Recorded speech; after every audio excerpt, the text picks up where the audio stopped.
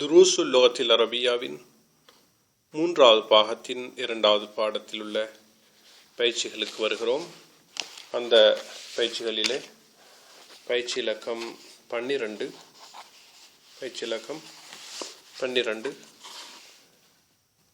அல்ல 13 பயிற்சி இலக்கம் 13. லதைய சுவாலுன், என்னிடத்தில் ஒரு வினா உண்டு. லதைய சுவாலுன், என்னிடத்தில் ஒரு வினா உண்டு. லத என்பது லதா என்றுதான் இருக்கும், ஆனால் வாசிக்கும் பொழுது லத என்று வாசிக்கப்படும். லத என்ற சொல் லர்ஃபு மக்கானின் பிமானா ஐந்த, ஐந்த என்ற அர்த்தத்தில், ஐந்த என்றால் இடத்தில், ஐந்த என்ற அர்த்தத்தில் உள்ள இடத்தை குறிக்கக்கூடிய ஒரு லர்ஃபாகும்.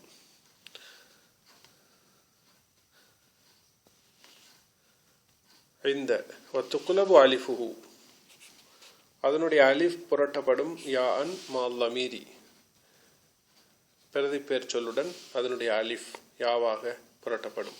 லதா என்பதனுடைய கடைசியிலே லதா யாவுடைய தோற்றத்தில் அலிஃப் இருக்கிறது, ஆனால் அது லமீருடன் சேரும் பொழுது யாவாக புரட்டப்படும். கமா துக்குலபு அலிஃபு இலா வ அலா, இலாவுடைய இலாவில் கடைசியில் அலிஃப் இருக்கிறது, அலாவுடைய கடைசியில் அலிஃப் இருக்கிறது, ஆனால் லமீருடன் இலா சேரும் பொழுது இலைஹி என்று மாறும்.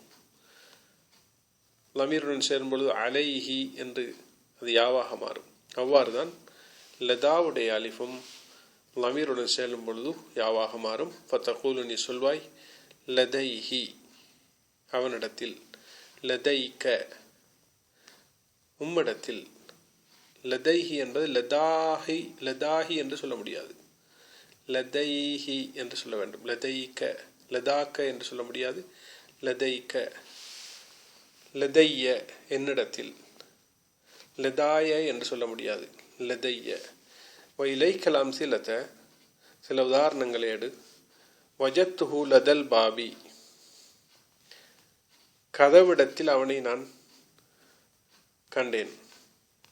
இது லமீருடன் இல்லை, அதனால் அலிஃபாகவே லதா இருக்கிறது. லதல் பாபி, அல் பாப் என்பது லாஹிரான வெளிப்படையான பெயர் சொல். மாதா லதைக்க, உம்மிடத்தில் என்ன இருக்கிறது, இது லமீர், எனவே யாவாக மாறுகிறது. மாதா லதைக்க. வஃபி தன்சீலி, அதாவது இறக்கப்பட்ட அந்த குர்ஆனிலே, தன்சீல் என்பது குர்ஆனுடைய ஒரு பெயர். குர்ஆனில் தன்சீலுடைய உண்மையான அர்த்தம் இறக்கப்பட்ட ஒன்று, அதாவது குர்ஆன். முதலாவதாக குர்ஆனில் ஒரு உதாரணம், அலிஃப் ஏ பிரிவு. வலதைனா, எங்களிடத்தில் இருக்கிறது, கிதாபுன் ஒரு புத்தகம், யம்திகு பில் ஹக்கி, உண்மையை மொழியக்கூடிய நூல் எம்மிடம் இருக்கிறது. இது சூரா அல் மூமினூன் 63ஆம் வசனத்தில் 62வது வசனத்தில் சொல்லப்பட்டிருக்கிறது. அடுத்து பா பிரிவு, குர்ஆனில் வந்த மற்றும் ஒரு கூற்று, அது வசனம், குல்லு ஹிஸ்பின் பிமா லதைஹிம் ஃபரிஹூன்.